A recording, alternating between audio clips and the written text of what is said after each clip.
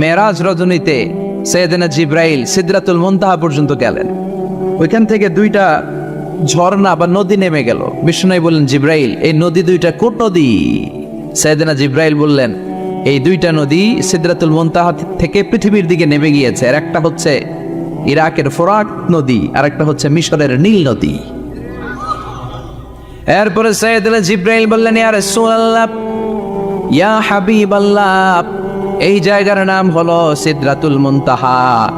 এখানে একটা বড়ই গাছ আছে, এইটা হলো আমার লাস্ট ডেস্টিনেশন, বর্ডার এরিয়া। এই বর্ডার এরিয়ার উপরে যাওয়ার ক্ষমতা আমার নেই। 1 ইঞ্চি উপরে গেলে আমার পাখাগুলোরে জ্বালিয়ে সারখার করে দিবে কে? সৃষ্টির শুরু থেকে আজ পর্যন্ত যত নবীর কাছে আমি ওহী নিয়ে দুনিয়ার বুকে নাজিল হয়েছি গো নবী, এই সিদরাতুল মুনতাহায় কান লাগিয়ে আল্লাহর কথা শুনেছি। আজ পর্যন্ত আমিও আল্লাহরে দেখি নাই। নবী গো, আমি তো আল্লাহরে দেখি নাই, এটা আমার লাস্ট এরিয়া। আমার যে দেখেন আপনি কোরআন নাজিল করে উপরের দিকে উড়াল দিতে, আমি উড়াল দিয়ে এখানে এসে বসে থাকি। সুবহানাল্লাহ পড়ে। এর উপরে আমি যেতে পারবো না, পাখাগুলো চলে যাবে, যাওয়ার পারমিশন নাই। তবে আপনারে পারমিশন দিছে কে? আমি এইখানে দাঁড়িয়ে রইলাম, আপনার মিটিং আল্লাহর সাথে শেষ করে আপনি নেমে আসেন গো নবী। নবী যান, আপনার মিটিং এর জন্য, আপনাকে সারপ্রাইজ দেওয়ার জন্য আপনার অপেক্ষায় আল্লাহ অপেক্ষমান। সুবহানাল্লাহ। তার মানে ফেরেশতা যেখানে শেষ, বিশ্বনবীর খেলা এখানে শুরু, ঠিক কি না? জিব্রাইল এখানে থেমে গিয়েছে, আর যেতে পারে না। জিব্রাইল যেখানে শেষ, বিশ্বনবীর যাওয়া শুরু। তার মানে মানুষ যদি শ্রেষ্ঠ হয়, সে ফেরেশতাকে ছাড়িয়ে যায়। আর মানুষ যদি নিকৃষ্ট হয়, তাহলে সে পশুকেও হার মানায়, ঠিক কি না? আপনি কখনো শুনছেন একটা সিংহ আর একটা সিংহকে মারে?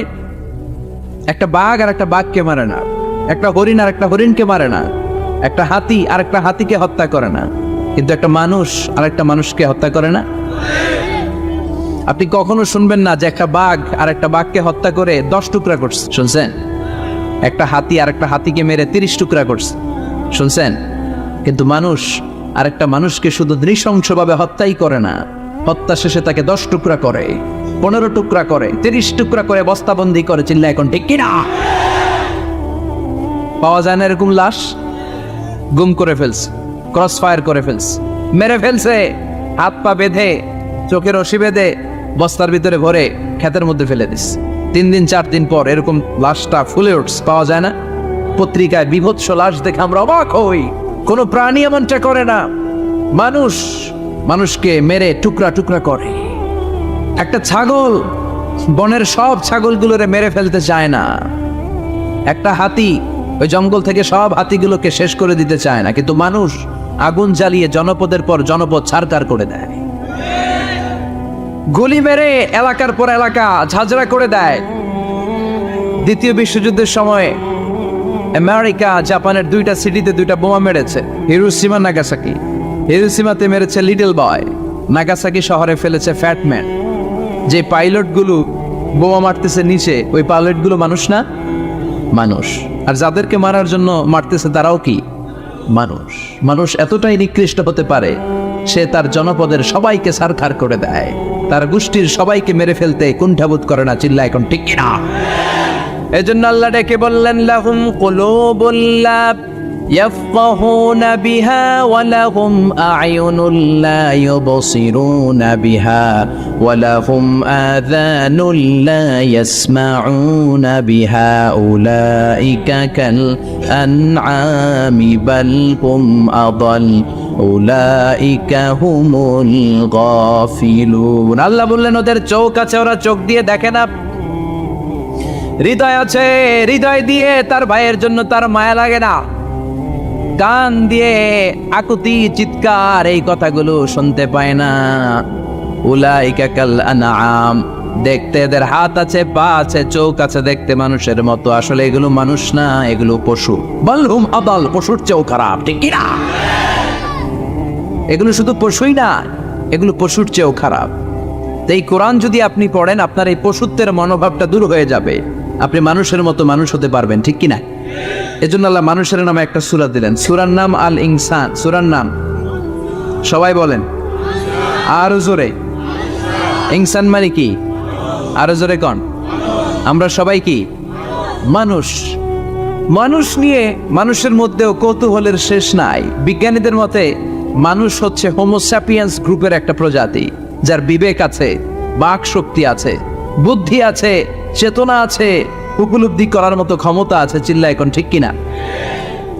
মানুষের আসল রূপটা কি, মানুষ আসলে কেমন, এ নিয়ে মানুষেরই গবেষণার শেষ নাই। আপনারা একজন জার্মানি দার্শনিক আছে কার্ল মার্কস, নাম শুনে থাকবেন, শুনছেন না? উনি অনেক গবেষণা করে পাইলেন মানুষ হচ্ছে পেট সর্বস্ব জীব, মানে মানুষের পেট ঠান্ডা তো দুনিয়া ঠান্ডা। উনি গবেষণা করে পাইছে মানুষের পেট ঠিক তো সব ঠিক।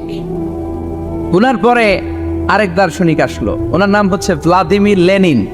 ওনার বাড়ি হচ্ছে রাশিয়া, উনি রাশিয়ান স্কলার, ফিলোসোফার। উনি এসে বললেন না, মানুষের পেট সমস্যা বড় সমস্যা নয়, মানুষের আসল সমস্যা হচ্ছে যৌন সমস্যা, সেক্স সমস্যা।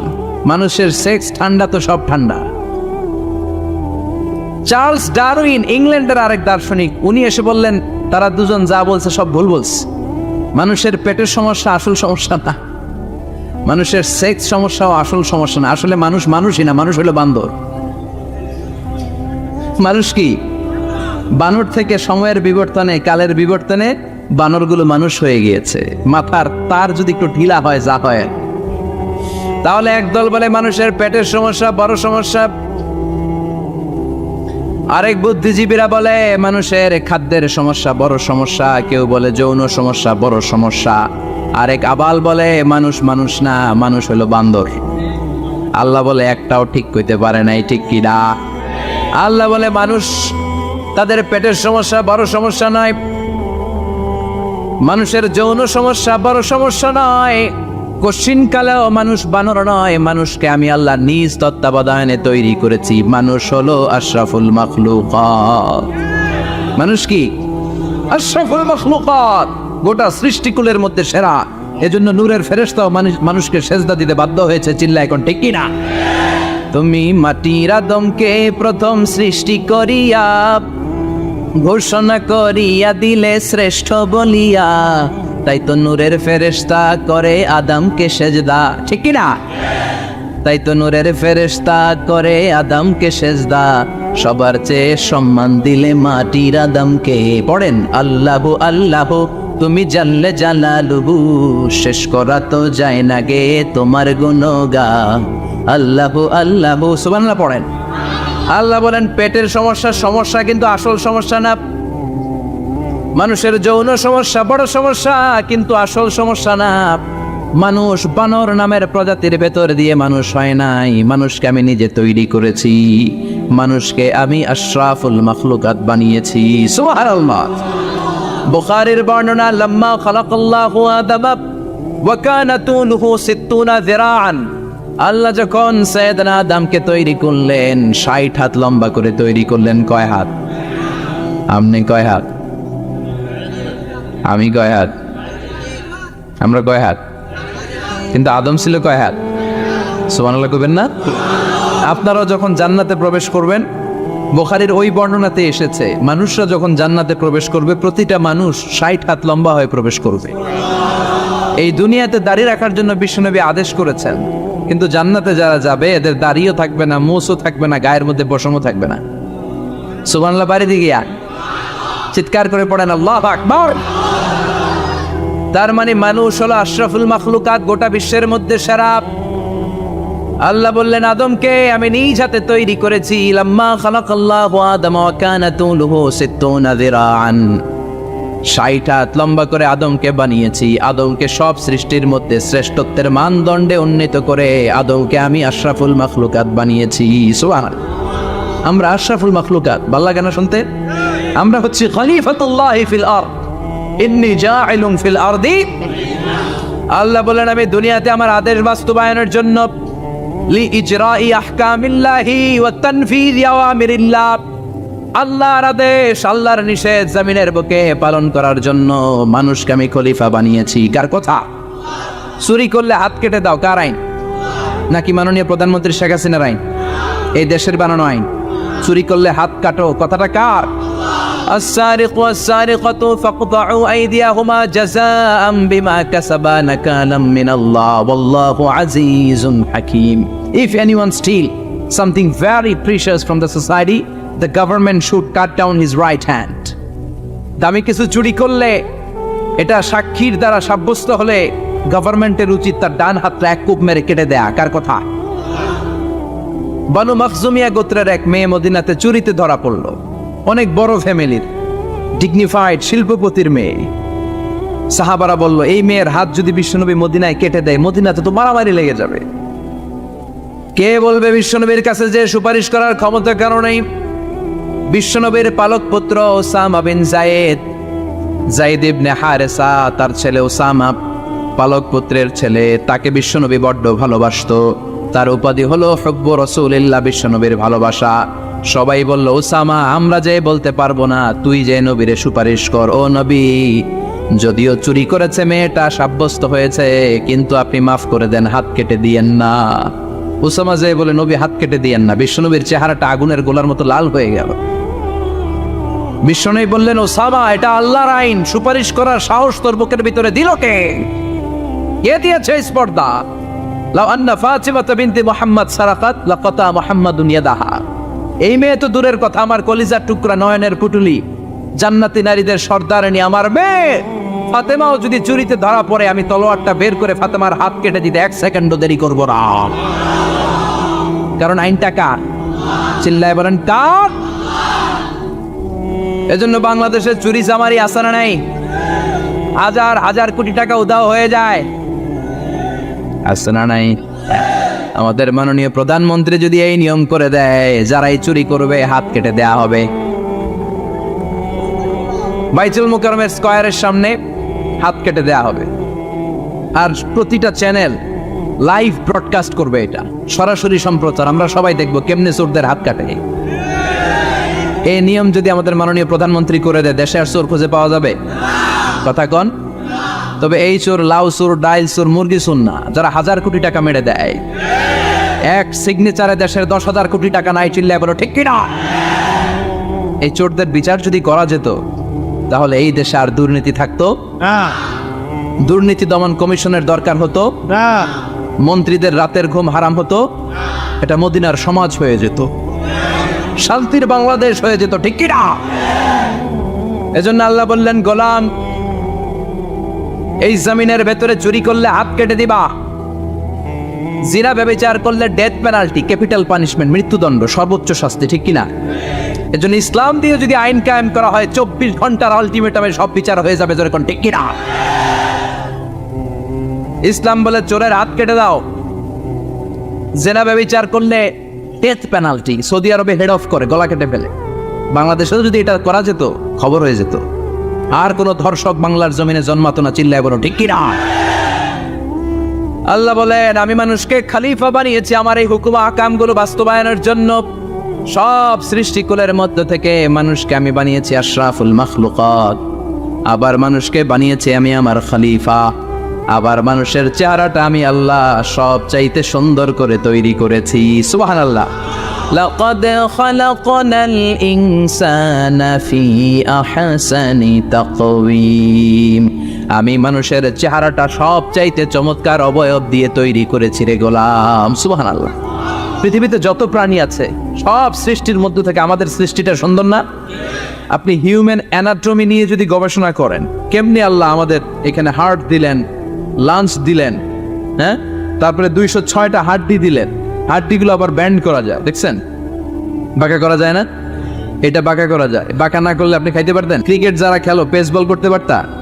স্পিন বল, হ্যাঁ, অফিস স্পিন, লেগ স্পিন, কয় হুজুরও জানে কেমনে রে, তোর থেকে শিখছি বেটা। তো এই যে ছেলেপেলারা এরকম অফ স্পিন করে, লেগ স্পিন করে, এগুলো হচ্ছে আল্লাহর দেয়া কারিশমা। হাত ঘুরানো যায়। আল্লাহ যদি এটাকে এরকম ব্যান্ড করার সুযোগ না দিতেন, করতে পারতাম? আবার এইখানেও বাঁকা করার সুযোগ আছে না নাই? এইখানেও আছে না নাই? আবার এইখানেও আছে না নাই?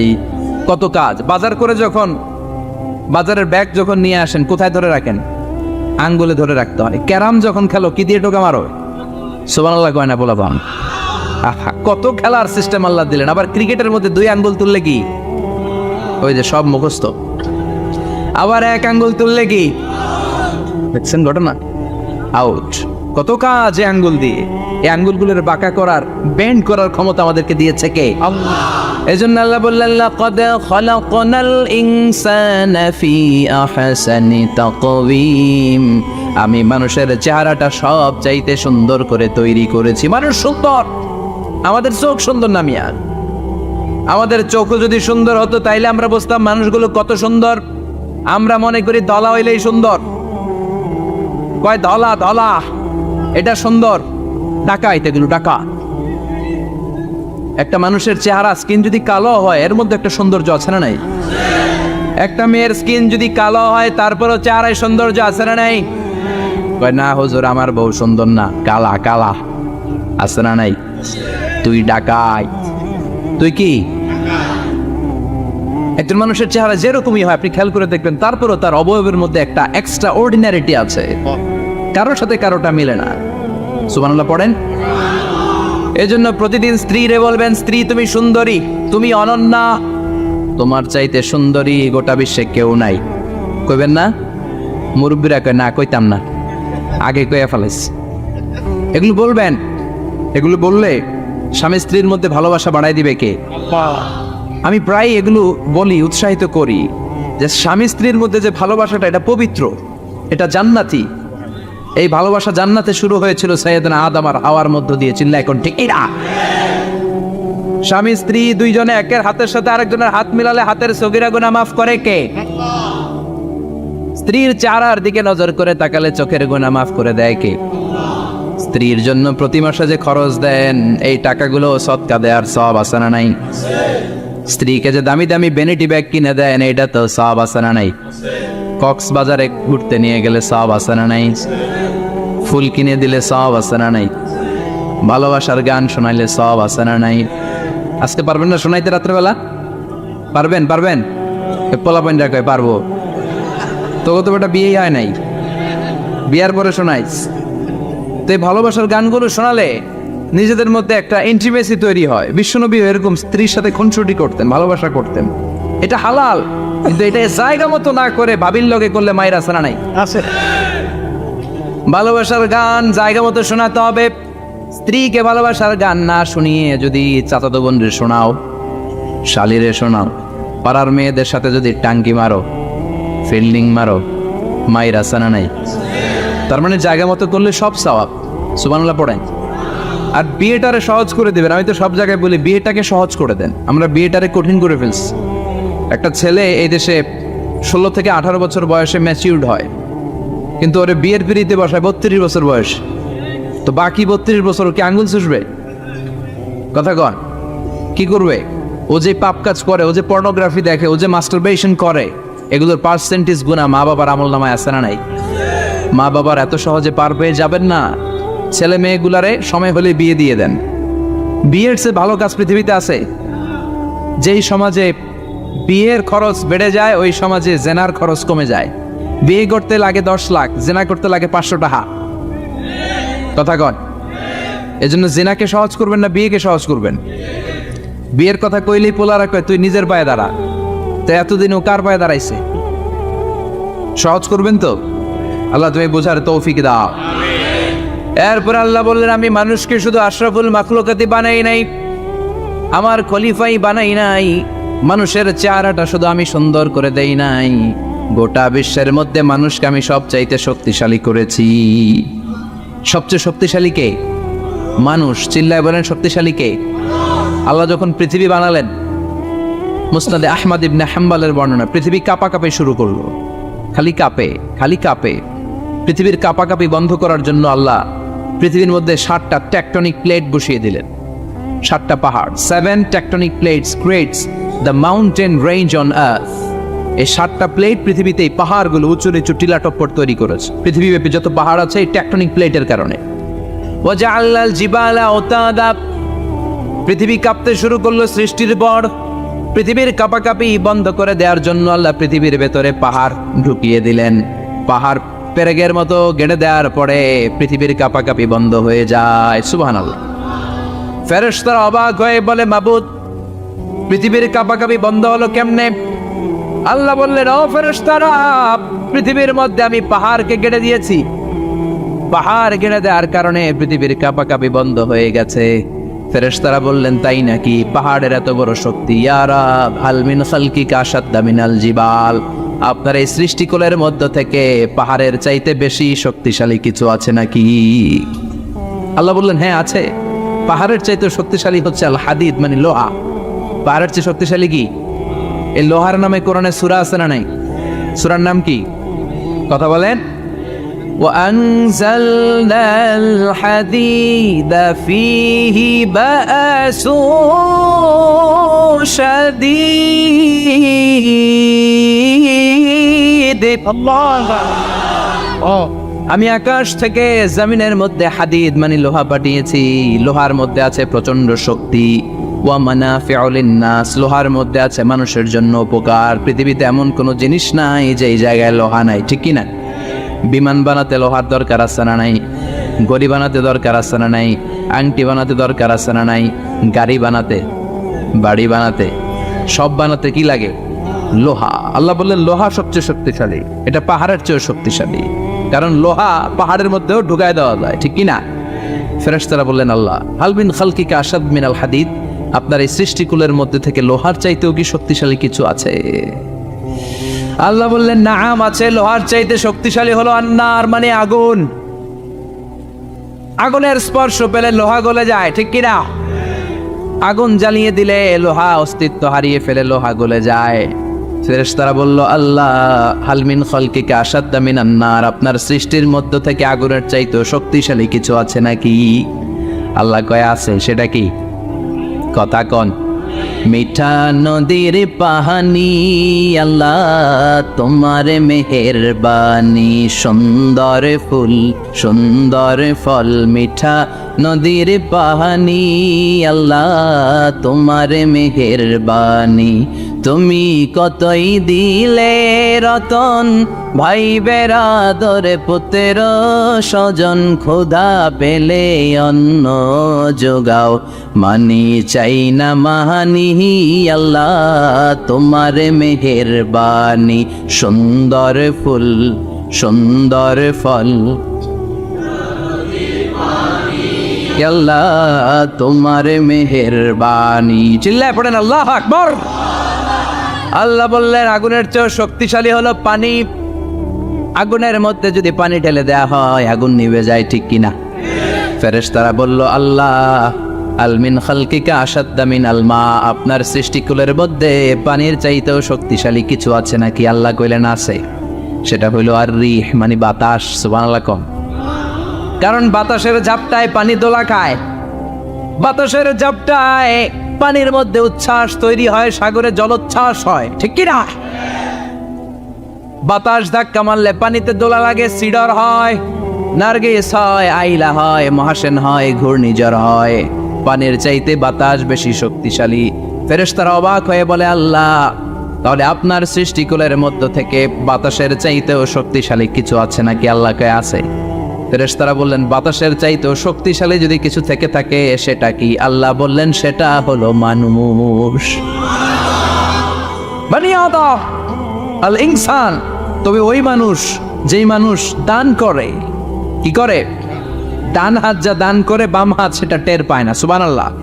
আল্লাকা সিররুন ইনদাল্লাহ বাইনাকা আনতা ওয়া বাইনাল্লাহ, আল্লাকা সাদাকাতুন তাখফা লা ইয়ালামুহা ইল্লাল্লাহ, আল্লাকা সিররুন ইনদাল্লাহ বাইনাকা আনতা ওয়া বাইনাল্লাহ, আল্লাকা সাদাকাতুন তাখফা লা ইয়ালামুহা ইল্লাল্লাহ। সুবহানাল্লাহ পড়েন।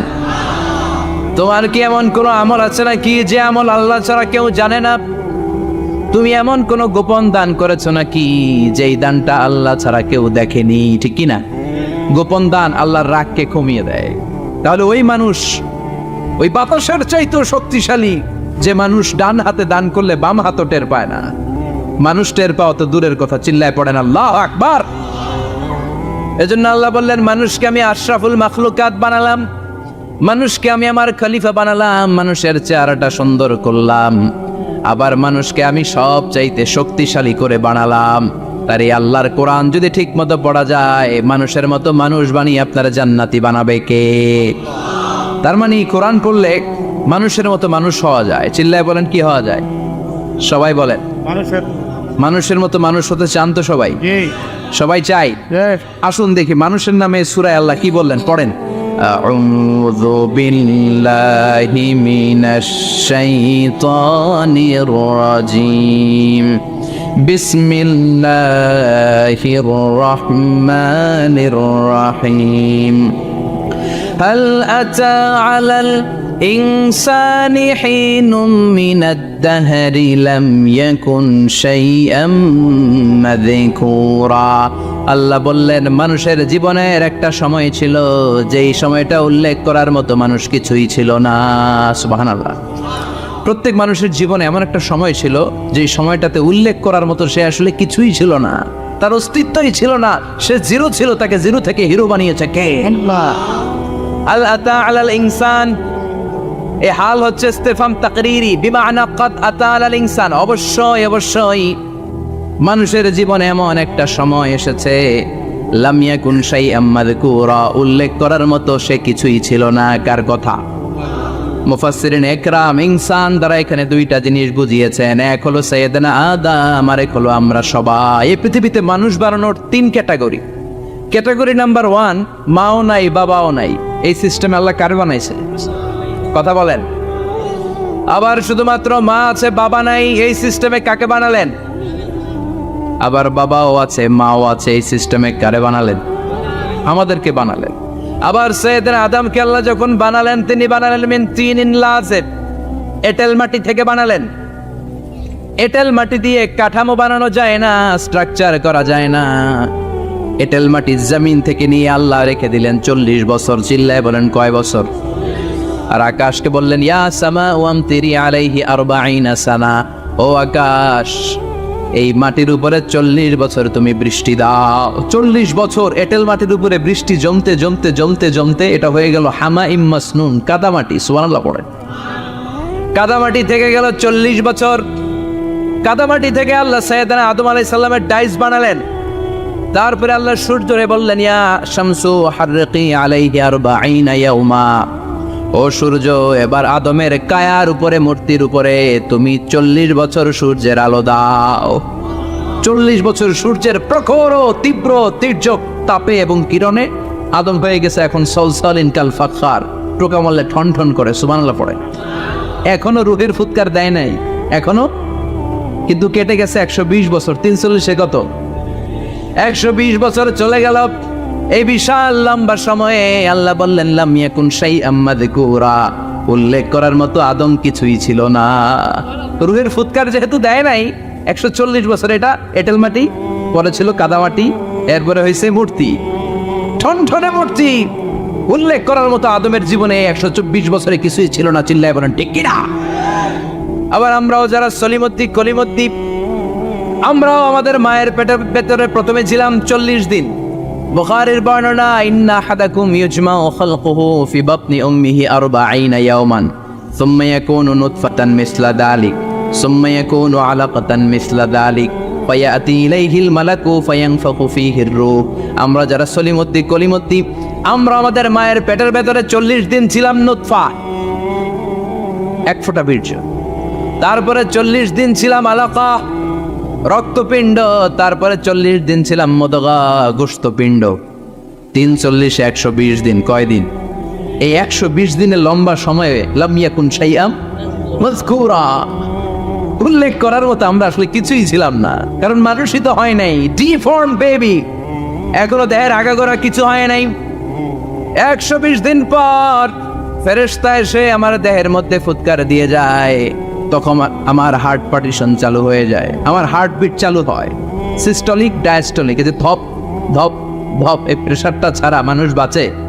ফুসফুসের কাজ কি? খালি ধপ ধপ করে, দম টানে আর দম নেয়, দম ফুরাইলে ঠুস। আমরা ছিলাম নুতফা, আলাকা, মুদগা, sperm drop, then blood clot, and finally the little flash.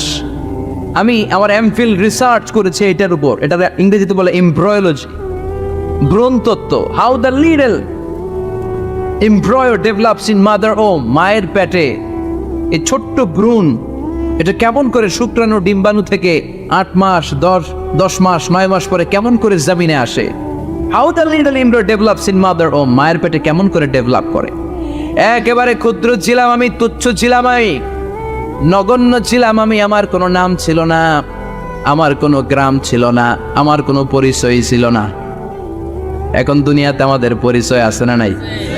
কিন্তু মিজানুর রহমান আজহারী একটা সময় লাম ইয়াকুন শাইআম মাযকুরা, তোর কেউ চিনতো না, তোর নামটাও কেউ জানতো না, উল্লেখ করার মতো তুই কিছুই ছিলি না। এটা দিয়ে আল্লাহ বুঝাতে চাইলেন তোর কিছুই ছিল না, জিরো থেকে আমি হিরো বানালাম। ক্ষমতার দাপট দেখাবি না, ক্ষমতার অহংকার দেখাবি না, টাকা পয়সার গরম দেখাবি না। 2 দিনের টাকার মালিক হয়ে ওর পা জমিনে লাগে না, এরকম টাকা আছে না নাই?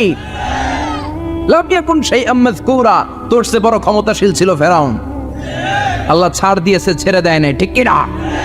নমরুদরে ছাড় দিয়েছে, ছেড়ে দেয় নাই, ঠিক কি না? আবু জাহেলকে ছাড় দিয়েছে, ছেড়ে দেয় নাই, ঠিক কি না? এখনো যারা গদ্দারি করে, ইসলামের বিপক্ষে কথা বলে, ইসলামকে জামিনের ভিতর গেড়ে দিতে চায়, দেখা যায় আল্লাহ ওদেরকে ছাড় দেয় কিন্তু ছেড়ে দেবে না। চিল্লায় কও ঠিক কি না? পৃথিবীতে কেউ তো স্থায়ী হয় না, হোক না সে ফেরাউন কিবা নামরুদ, কেউ ভাবে চিরদিন রয় না, কেউ ভাবে চিরকাল রয় না। কেউ থাকতে আসে নাই, এত বড় বড় দাপটওয়ালারা সব শেষ। আমি তো প্রায় জায়গায় বলি আমি ফেরাউনের লাশটা নিজে দেখে এসেছি, যেহেতু আমি আল আজহার ইউনিভার্সিটির স্টুডেন্ট। 200 পাউন্ড লাগে দেখতে, আমি দেখছি ফ্রি। আমার আল আজহারের জামিআতু আল আজহার শরীফের একটা কার্ড ছিল, ওটা দেখাইলে সব ফ্রি, ফ্রিতে দেখে আসছি। আমি অবাক হয়েছি, এই লোকটার হুঙ্কারে মিশরের জমিন থার থার করে কাঁপতো, আজ করে শেষ করে দিছে কে? আজ আছে কাল নাই, ঠুস দম ফুরাইলে। এজন্য আল্লাহ বললেন হাল আতা আলাল ইনসানি হিনুম মিনাদ দাহরি লাম ইয়াকুন শাইআম মাযকুরা, মানুষের জীবনে এমন একটা সময় ছিল উল্লেখ করার মতো সে কিছুই ছিল না। আমরা যে কত ক্ষুদ্র ছিলাম আপনি কল্পনা করতে পারবেন না। ফালইয়ানযুরিল ইনসানু মিম্মা খুলিকা মিম্মা ইন দাফিক ইয়াখরুজু মিন বাইনিস সুলবি ওয়াত তারাইব, বাবার পৃষ্ঠদেশ থেকে মায়ের বক্ষদেশ থেকে দুইটা মিলিত হয়ে মায়ের জরায়ুর ভেতরে তোরে সেট করলো কে? আমরা ছিলাম শুক্রাণু। শুক্র ছিলেন স্পার্ম, শুক্রও ছিলাম না আমরা, শুক্রাণু মানে শুক্রের অণু। ডিম্বও আমরা ছিলাম না, আমরা ছিলাম ডিম্বাণু মানে ডিম্বের, আরবিতে বলে আল বুয়াইদা আল উনসাউইয়া। 1 ফোঁটা বীর্যের ভেতরে, 1 ফোঁটা শুক্রের ভেতরে 20 কোটি অণু থাকা লাগে। ওই 20 কোটির একটা ছিলাম আমি, 20 কোটির একটা ছিলেন আপনি। উল্লেখ করার মতো আমি কিছুই ছিলাম না, আমরা কিছুই ছিলাম না। চিল্লা এখন ঠিক কি না? আল্লাহ বললেন লাম ইয়াকুন শাইআম মাযকুরা, কিছুই ছিল না।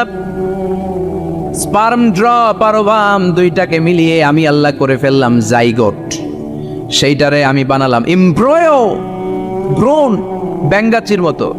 বর্ষাকালে বৃষ্টির পরে দেখবেন ব্যাঙ্গের বাচ্চাগুলো খালি ছোটাছুটি করে, তাই না? কালো কালো দেখা যায় না? আমি আপনি আমরা প্রত্যেকে এরকম ব্যাঙ্গের বাচ্চার মতো ছিলাম। হাত পা তো দূরের কথা, ব্যাঙ্গের বাচ্চার মতো ছিলাম। মায়ের জরায়ুর দেয়ালে লেপ্টে ছিলাম। আমাদের হাত ছিল না, আমাদের পা ছিল না, কিচ্ছু ছিল না। সেখান থেকে আল্লাহ আমাদেরকে বড় করতে লাগলেন। এরপরে আমরা হয়ে গেলাম ফেটাস, ডেভেলপড স্টেজ। 120 দিন পরে আল্লাহ তাআলা আমাদের রুহের ফুৎকার দিলেন, আমার হার্ট দিলেন, আমার লাংস দিলেন, আমার গল ব্লাডার দিলেন, আমার কিডনি দিলেন, আমার লিভার দিলেন, আমার ইন্টেস্টাইন দিলেন, আমার দেহের ভিতরে তিনি রক্ত ঢুকিয়ে দিলেন। আমার কলবের এই ধাক্কা ধাক্কি শুরু হয়ে গেল। আল্লাহ বললেন এই কলবটা সব চাইতে দামি অঙ্গ, কলবের মধ্যে জিকির করতে হবে কার? লা ইলাহা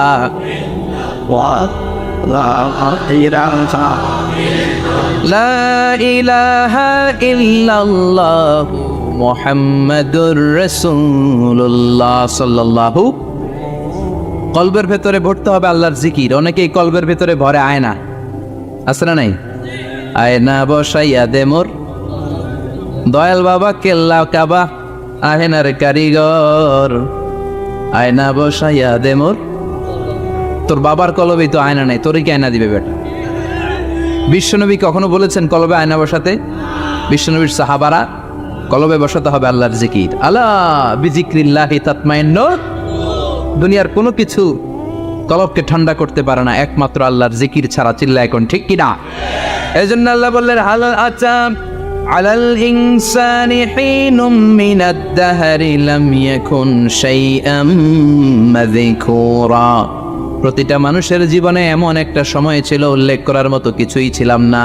এই আয়াতটা যখন ইসলামের প্রথম খলিফা বিশ্বনবীর ডান হাত সাইয়েদনা আবু বকর পড়তেন, তিনি শুধু কান্না করতেন, চোখের পানি ফেলতেন আর বলতেন লাইতাহা তাম্মাত, হায় হায় আমার পুরো জীবন যদি এভাবেই কেটে যেত। লাম ইয়াকুন শাইআম মাযকুরা, মায়ের পেটের ভিতরে যখন ছিলাম কিছুই যখন ছিলাম না, এরকমই যদি থাকতাম কতই না ভালো হতো। লা নাবতালি ওয়ালা নালিদ, জন্মগ্রহণ করতাম না, পরীক্ষার সম্মুখীন হতাম না, জীবনটা যদি এমনিই কেটে যেত কতই না ভালো হতো। এজন্য আল্লাহ বললেন প্রতিটা মানুষের জীবনে এমন একটা সময় ছিল উল্লেখ করার মতো সে কিছু ছিল। এই সুন্দর ফুল সুন্দর ফল মিঠা নদীর পানি, আল্লাহ তোমার মেহেরবানি, তুমি কতই দিলে রতন, ভাই বেরাদর পুত্র স্বজন, ক্ষুধা পেলে অন্ন যোগাও, মানি চাই না মানি, আল্লাহ তোমার মেহেরবানি। পড়েন সুন্দর ফুল মিঠা নদীর পানি, আল্লাহ তোমার মেহেরবানি। সুবহানাল্লাহ পড়েন। বিশ্বনবীর ফুতে বরকত আছে না নাই? কারণ ইমানটা ছিল তাজা। আমরা পরিপূর্ণ মুমিন হতে চাই যে ইমান ছিল আবু বকরের অন্তরে, যে ইমান ছিল ওমরে ফারুকের অন্তরে। আল্লাহ তুমি কবুল করো। তাহলে এই সূরা এমন সূরা যে সূরা পরে ফু দিলে অসুস্থরে সুস্থ করে দেয় কে? বিশ্বাস হয়? ইমান আছে তো? গন্ডগোল নাই তো? ফু দিলে সুস্থ হয়ে যাবে। সূরাতুশ শিফা।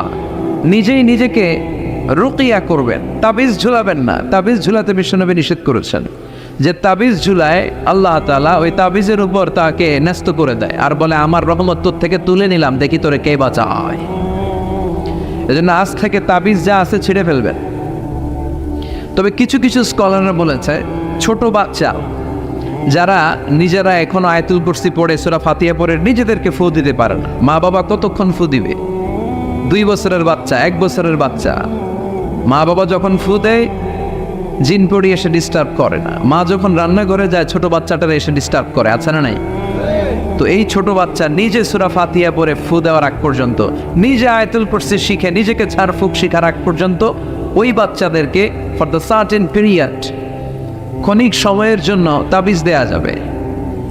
অনেক মূর্খরা এগুলো বুঝতে চায় না। আমার এক আলোচনা নিয়ে অনেক জায়গায় তোলপাড় যে আজহারী সাহেব তাবিজের পক্ষে কথা বলেছে, ছোট বাচ্চাদের তাবিজের কথা বলেছে। কই পেয়েছে দলিল? ওরা পড়ে নাই। জাননেওয়ালার উপরও জাননেওয়ালা আছে, খেয়াল রাখতে হবে। আবু নওয়াসের কবিতা ওয়াকুল্লি মাইয়াদ্দাঈ ফিল ইলমি ফালসাফাতান হাবাস্তা শাইআন ওয়া গাবাত আনকা আশিয়াউ। তোমার সামনে কেউ যদি দাঁড়িয়ে বলে আমি সব জানি, তুমি বৃদ্ধাঙ্গুলি দেখিয়ে বলে তুমি কিচ্ছু জানো না, তোমার জানার অনেক বাকি। জাননেওয়ালার উপরও জাননেওয়ালা আছে। এজন্য স্কলাররা ছোট বাচ্চা যারা নিজেরা রুকিয়া করতে পারে না, মা বাবা রুকিয়া করে ফু দিলে ভালো, মা বাবা চলে গেলে ভূত পেত নিয়ে এসে আসর করে, আসে না নাই? ওই বাচ্চার সিকিউরিটির জন্য কোরআনের আয়াত দিয়ে তাবিজ দেয়া যাবে। কিন্তু ওই বাচ্চা যখন নিজে সূরা ফাতিহা শিখে যাবে, নিজে যখন আয়াতুল কুরসি শিখে যাবে, তখন ওই তাবিজ ছিঁড়ে ফেলতে হবে। কথা বুঝতে পেরেছেন? আল্লাহ সহি সমঝ দান করো। তো তাবিজ যারা পড়েন ছিঁড়ে ফেলবেন আজকে, রাজি আছেন তো? ছিঁড়ে কি করবেন? সূরা ফাতিহা পড়বেন, পড়ে ঝাড়ফুঁক চলবে আজকে থেকে। ঝাড়ফুঁক করা সুন্নাত। আর তাবিজ দেওয়া হচ্ছে বিদআহ, যেটা বিশ্বনবী শেখায় নাই, সাহাবারা শিখায় নাই, ওইটাতে আমরা যাব না। ঝাড়ফুঁক করবেন। আয়াতুল কুরসি পড়লে জিনভূত আসতে পারে? কথা বলেন। সূরা ফাতিহা পড়লে আর অসুস্থতা থাকতে পারে? বিশ্বনবীর সাহাবারা একবার সফরে বেরোলেন, সফরে বেরিয়ে হঠাৎ দেখলেন মরুভূমির মাঝখানে কিছু লোক জটলা পাকিয়ে রেখেছে, একটা লোক শুয়ে আছে। আবু সাঈদ আল খুদরি ছিলেন ওই সফরের লিডার। বললেন, কি হয়েছে? তারা বলল, আমাদের নেতাকে সাপে কামড় দিয়েছে, আরেক বর্ণনায় বিচ্ছু কামড় দিয়েছে, বিষের ব্যথায় আমাদের নেতা মারা যাবে। তারা নানা ধরনের বৈদ্যরাজ কবিরাজদেরকে এনে মন্ত্র পড়াচ্ছিল, সবাই মন্ত্র পড়ছিল যে এগুলো পড়ে ফুদিলে কি ভালো হয়, কথা কন, আরো রোগ বাড়ে, ঠিক কিনা? বাচ্চার হাতে 2টা, গলায় 3টা, কোমরে 4টা, এগুলোর ওজনেই তো বাচ্চা অসুস্থ হয়ে যাবে। কথা বুঝতে পেরেছেন? আবার কোমরে লাগায়, এটারে কি বলে? কাইতন, কি কয়? তাগা। চাচায় বলতেছে তাগা। তাগা টাগা লাগাবেন না, সূরা ফাতিহা পড়ে আজকে থেকে ফু দিতে হবে। আমার মাইকের আওয়াজ নিশ্চয়ই শহরের অনেক দূর যাচ্ছে, মায়েরা বোনেরা শুনে রাখবেন, অসুস্থ আপনি সূরা ফাতিহা পড়ে ফু দেন। বিশ্বনবী রাতের বেলায় বিছানায় যাওয়ার আগে সকাল সন্ধ্যা 3 কুল পড়ে হাতে ফু দিতেন, এরকম 2 হাতটা একসাথে করে এখানে ফু দিয়ে মাথা থেকে শুরু করে মেসেজ করতেন পা পর্যন্ত, দেহের যতটুকু জায়গা যায়। সূরাতুল ইখলাস, সূরাতুল ফালাক, সূরাতুন নাস, এই 3টা সূরাকে একসাথে বলে কুল আস-সালাসা, মানে 3 কুল, কি বলে? তারপর হাতের রেখাতে অনেকে ভাগ্য বলতে চায়, এটা ভুয়া কথা। এই হাতের রেখায় কোনো ভাগ্য থাকে না। আপনারা শুনলেই কিছু মানবেন না, আপনারা কোরআন হাদিস দিয়ে যাচাই করবেন, দলিল খুঁজবেন। কি খুঁজবেন? দলিল। 13 কাটার একটা জায়গা কুমিল্লা শহরে কিনবে, এটার দলিলটা ঠিক আছে কিনা দেখার জন্য পাগল হয়ে যাবে। নিজে বুঝে না, আরেকজনের কাছে যায় যে পাক্কা বুঝে, দেখেন দলিলটা ঠিক আছে কিনা। তো 13 কাটা জায়গার দলিল ঠিক আছে কিনা পাগল হয়ে গেল। যেই জান্নাতের দাম গোটা দুনিয়াটারে 10,000 বার বিক্রি করলেও জান্নাতের একটা চেয়ারের দাম হবে না, ঠিক কিনা? তো ওই জান্নাত আপনি পাবেন যেই আমল করে, ওই আমলের দলিল লাগবে না, কথা বলেন? তবে বিনয়ের সাথে, কারো কাছে যখন দলিল চাবেন বিনয়ের সাথে আগে বুঝে নেবেন কার সাথে কথা বলতেছেন। You have to know who you are talking with, you don't know who you are dealing with.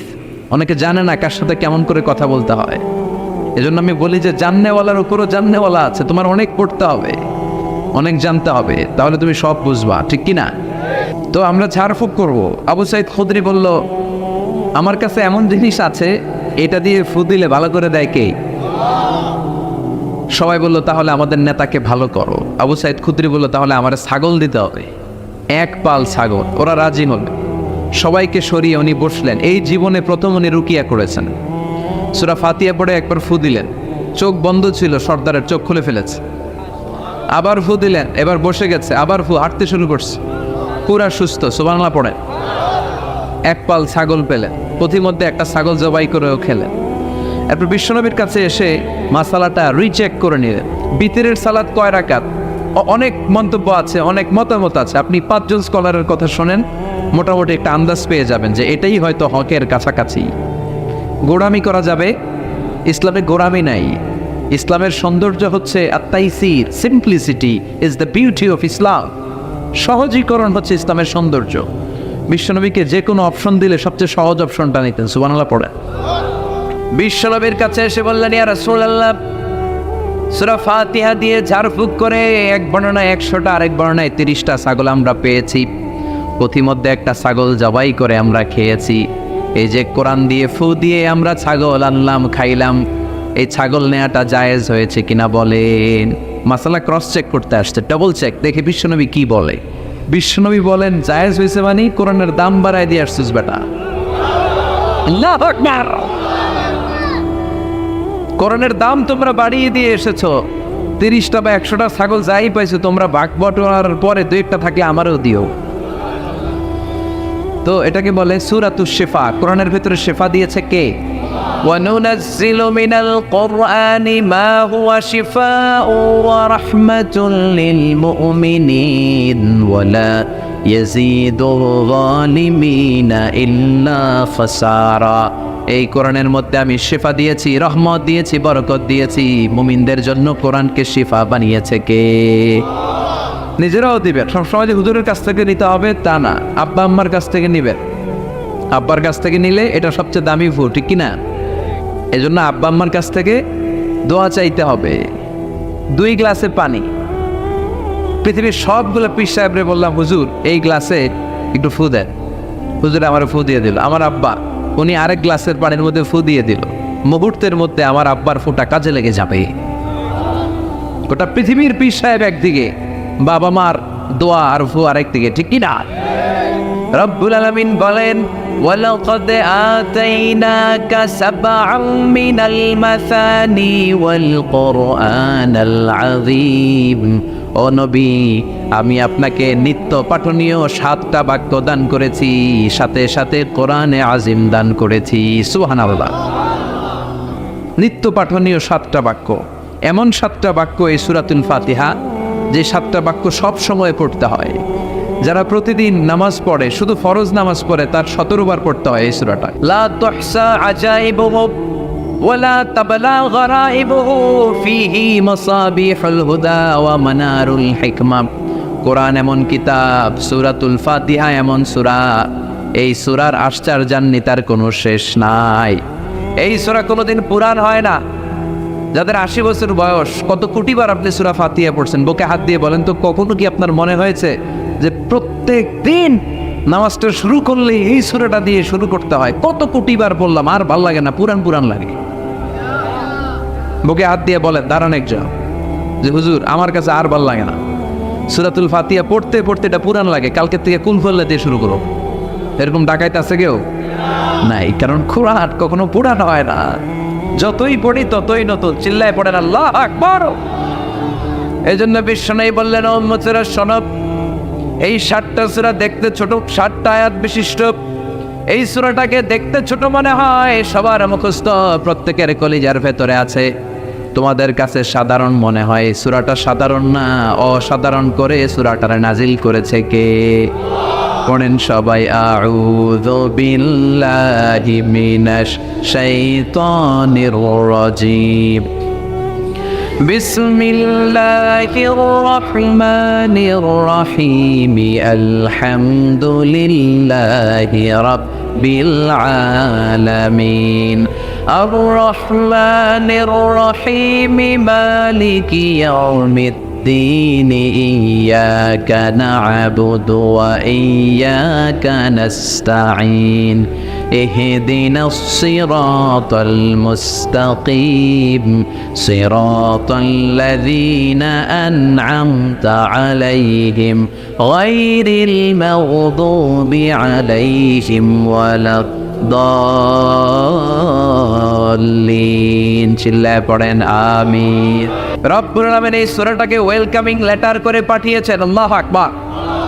Welcoming letter, অভিনন্দন পত্র। মন্ত্রী যদি আসে আমাদের প্রোগ্রামে, মাঝে মাঝে মন্ত্রী, MP, member of the parliament, ওনারা আসে না? আসলে আমরা ওয়েলকামিং লেটার দেই, স্মারকলিপি দেই, অভিনন্দন পত্র দেই, ঠিক কিনা? অভিনন্দন পত্রের ভেতরে 3টা জিনিস থাকে। কয়টা? চিল্লায় বলেন। প্রথমে থাকে প্রশংসা, মন্ত্রীর প্রশংসা। এরপর থাকে পরিচয়, এরপর থাকে দাবি দেওয়া। 3টা পার্ট থাকে একটা ওয়েলকামিং লেটারে। কয়টা পার্ট? প্রথমে থাকে প্রশংসা। মন্ত্রীর প্রশংসা করি যে আপনি 1000 বছরের শ্রেষ্ঠ সন্তান, আপনার চেয়ে ভালো মানুষ এই এলাকায় নাই, আপনার চরিত্র ফুলের চেয়েও পবিত্র। এগুলো আমরা বলি, প্রশংসা করতে হয়, ঠিক কিনা? ওয়েলকামিং লেটারের ভেতরে নিজেদের পরিচয়, আপনারা কারা, তারপর আমরা পরিচয় দিই যে আমরা এই মসজিদের গভর্নিং বোর্ডের মেম্বার্স, আমরা এই মসজিদের লোক, আমরা এই হাই স্কুলের সদস্য, আমাদের একটা একাডেমিক ভবন লাগবে, আমাদের মসজিদের 3 তলার কাজ ধরেছি, ওইটা লাগবে, ওইটা লাগবে। এগুলো আমরা পরে বলি, আমরা নিজেদের পরিচয় দেই। প্রশংসার পরে আমরা পরিচয়, যে আমরা এই মাহফিলের ইন্তেজামিয়া কমিটি, আমরা এই স্কুলের গভর্নিং বোর্ডের সদস্য, নিজেদের পরিচয় দেই। প্রশংসাও করলাম, পরিচয়ও দিলাম। এরপরে আছে কি? দাবি দেওয়া। আমাদের দাবি মানতে হবে, নইলে গদি ছাড়তে হবে। এরপরে আমরা দাবি দেওয়াতে যাই। তো সূরাতুল ফাতিহাটাকে আল্লাহ তাআলা এরকম একটা ওয়েলকামিং লেটারের মতো করে পাঠালেন। আল্লাহ বোঝাতে চাইলেন প্রতিদিন পড়বি তো, এজন্য 3 ভাগ করে দিলাম। সুবহানাল্লাহ। প্রথম 3টি আয়াতে আমি রব্বুল আলামিনের প্রশংসা তোরা করবি। চতুর্থ আয়াতে তোরা তোদের নিজেদের পরিচয় আমার কাছে পেশ করবি। এরপরে শেষ 3টা আয়াতে তোদের দাবি দেওয়া বিনয়ের সাথে আমার কাছে পেশ করবি।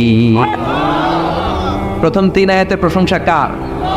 আল্লাহ বললেন আলহামদুলিল্লাহি রাব্বিল আলামিন, সকল প্রশংসার মালিক হলেন আল্লাহ, যিনি হলেন জগৎ সমূহের রব। আল্লাহু আকবার। হামদুন মানে প্রশংসা। হামদুন মানে কি? প্রশংসা কার? কম কম না বেশি বেশি? বিশ্বনবী মসজিদে নববীতে ইমামতি করছেন, আল্লাহু আকবার বলে নামাজ শুরু করলেন, কেরাত পড়লেন, রুকুতে গেলেন, রুকু থেকে দাঁড়িয়ে বিশ্বনবী পড়লেন সামি আল্লাহ।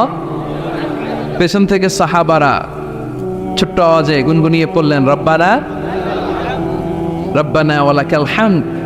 এক সাহাবী নিজ থেকে ফিসফিস করে পড়লেন হামদান কাসীরান তাইয়িবান মুবারাকান ফি। চারটা অতিরিক্ত শব্দ নিজ থেকে বানিয়ে পড়লেন। কয়টা? চারটা শব্দ আমার সাথে সাথে আওয়াজ করে পড়েন। হামদান কাসীরান তাইয়িবান মুবারাকান ফি। আবার পড়েন হামদান কাসীরান তাইয়িবান মুবারাকান ফি। চারটা শব্দ। বিশ্বনবী সালাত শেষ করলেন। সালাত শেষে তিনি আওয়াজ করে পড়তেন আল্লাহু আকবার, তিনবার পড়তেন আস্তাগফিরুল্লাহ। এরপর আজকারগুলো পড়ে তিনি সাহাবাদেরকে বললেন, কে অতিরিক্ত চারটা তাসবিহ পড়েছো? দাঁড়াও, আমি তো এই চারটা তাসবিহ শিখাই নাই, কে পড়েছো? কেউ দাঁড়ায় না, ভয়। বিশ্বনবী অভয় দিলেন, দাঁড়াও আমি কিচ্ছু বলবো না। এক সাহাবী দাঁড়ালেন, দাঁড়িয়ে বললেন ইয়া রাসূলুল্লাহ আমি পড়েছি। বিশ্বনবী বললেন কেন পড়েছো? এই হামদান কাসীরান তাইয়িবান মুবারাকান ফি, এই চারটা তাসবিহ তো আমি শিখাই নাই, পেলে কোত্থেকে? সাহাবী বলে ইয়া রাসূলুল্লাহ ইয়া হাবিবাল্লাহ, আল্লাহর তাসবিহ যখন আমি পড়ি, আল্লাহর জিকির যখন আমি পড়ি, কম কম পড়লে আমার পোষায় না, আমার পড়তে হয় বেশি বেশি। এজন্য আমি নিজ থেকে আই ফেব্রিকেটেড দিস তাসবিহ, আমি নিজ থেকে এটা বানিয়ে পড়েছি। বিশ্বনবী বললেন ও সাহাবী ভয় পেও না, চিন্তা করো না, তোমরা দেখো না এই নামাজরত অবস্থায় আমি দেখেছি 30 জনেরও বেশি ফেরেশতা। তোমার এই অতিরিক্ত চারটা যে তাসবির সওয়াব হয়েছে, এই চারটা তাসবির সওয়াবটা 30 জনেরও বেশি ফেরেশতা কে কার আগে এই সওয়াবটা আল্লাহর আরশে পৌঁছে দিবে, এ নিয়ে ফেরেশতাদের মধ্যে আকাশে প্রতিযোগিতা চলছিল। আকাশে তারা কম্পিটিশন করছিল কে কার আগে আল্লাহর দরবারে পৌঁছে দিবে এই প্রশংসা। এজন্য আল্লাহর প্রশংসা কম কম না বেশি বেশি? আল্লাহর প্রশংসা করে আমরা শেষ করতে পারবো? সাগরের জলকে কালি করে, গাছের পাতাকে খাতা করে, তোমার মহিমা লেখা শেষ হবে না, যদিও লিখি প্রভু জীবন ভরে। সাগরের জলকে কালি করে, গাছের পাতাকে খাতা করে, তোমার মহিমা লেখা শেষ হবে না, যদিও লিখি প্রভু জীবন ভরে। সাগরের জলকে কালি করে। সুবহানাল্লাহ পড়ে। উপমাটা খেয়াল করেছেন? মেটাফরিক, এটাকে বলে মেটাফোর, রূপক অর্থে মাজাজি ভাবে আল্লাহ বলেছেন সাগরের জল যদি কালি হয়, গাছের পাতা যদি খাতা হয়। পৃথিবীতে কয়টা গাছ আছে? সুবহানাল্লাহ পড়বেন না? এই সব গাছের পাতা যদি খাতা হয়ে যায়, সাগরের জল যদি কালি হয়ে যায়। পৃথিবীর সবচেয়ে গভীরতম সাগরের নাম প্রশান্ত মহাসাগর। গভীরতা, সবচেয়ে গভীর জায়গার নাম মারিয়ানা ট্রেঞ্চ, গভীরতা প্রায় 36,000 ফিট। দ্বিতীয় গভীরতম সাগরের নাম আটলান্টিক মহাসাগর। সবচেয়ে গভীরতম জায়গার নাম হচ্ছে পোয়েটোরিকো। এই পোয়েটোরিকোর গভীরতা প্রায় 33,000 ফিট। মহাসাগরকে পৃথিবীতে শুধু দুইটা, কথা বলেন, প্রশান্ত মহাসাগর, আটলান্টিক মহাসাগর, ভারত মহাসাগর, উত্তর দক্ষিণ। কত মহাসাগর, কত সাগর! এই আমাদের বঙ্গোপসাগর, লোহিত সাগর, ভূমধ্য সাগর, চায়না সাগর, কৃষ্ণ সাগর, সাগর আর সাগর। এই পৃথিবীর 70% শুধু সাগর, 70% শুধু হানি আর হানি, নোয়াখালীর ভাষায় পানি আর পানি। তো এই সব পানিগুলো যদি কালি হয়ে যায়, আল্লাহর কথার ওজন কি দেখেন? কোত্থেকে আল্লাহ এই মেটাফোর রূপক অর্থ নিয়ে আসলেন? সব সাগরের পানি যদি কালি হয়ে যায়, সব গাছের পাতা যদি খাতা হয়ে যায়, সাগরের জল নামক কালি দিয়ে গাছের পাতা নামক খাতার উপরে যদি আমি আল্লাহর প্রশংসা লিখতে শুরু করে দাও, সাগরের জলও শেষ হয়ে যাবে, গাছের পাতাগুলোও ফুরিয়ে যাবে, আমি আল্লাহর প্রশংসা করে শেষ করা যাবে না।